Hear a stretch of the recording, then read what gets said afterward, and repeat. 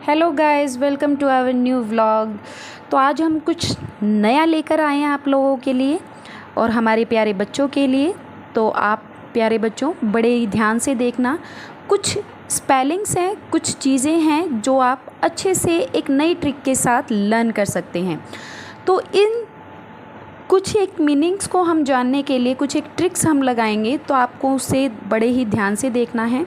तो हम क्या करेंगे, सबसे पहले जैसे कुछ हमारे पास है मैंगो नाम का एक वर्ड है, जैसे आप देख सकते हैं मैंगो। तो मैंगो को मैं क्या कर सकती हूँ यहाँ पे, इसका अगर वैसे मैंगो का हमें मीनिंग पता है क्या होता है, आम, ठीक है बेटा।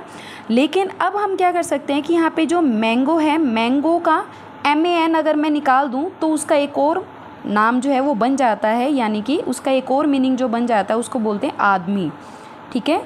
मैन का मतलब आदमी, अगर गो लगा दोगे तो उसका बन जाएगा आम।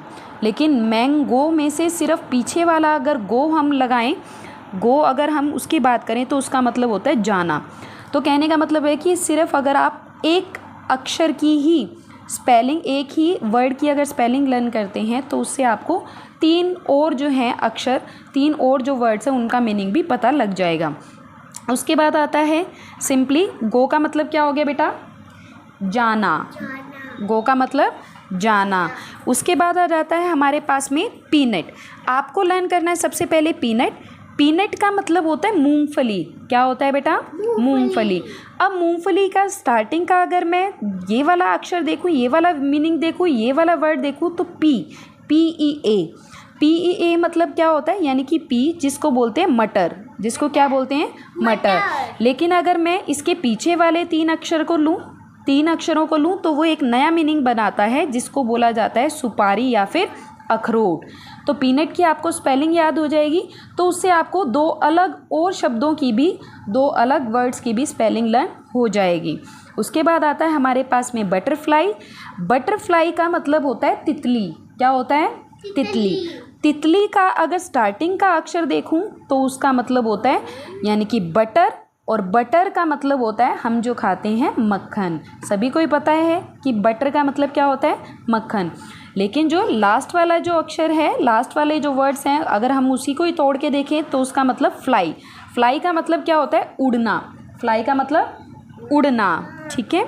अब हम चलते हैं हमारे चौथे अक्षर पर, चौथे वर्ड पर, और उसको बोला जाता है, क्या हमने दूसरा लिया है एक और वर्ड जिसको बोला जाता है मिल्क मैन। क्या है, मिल्क मैन।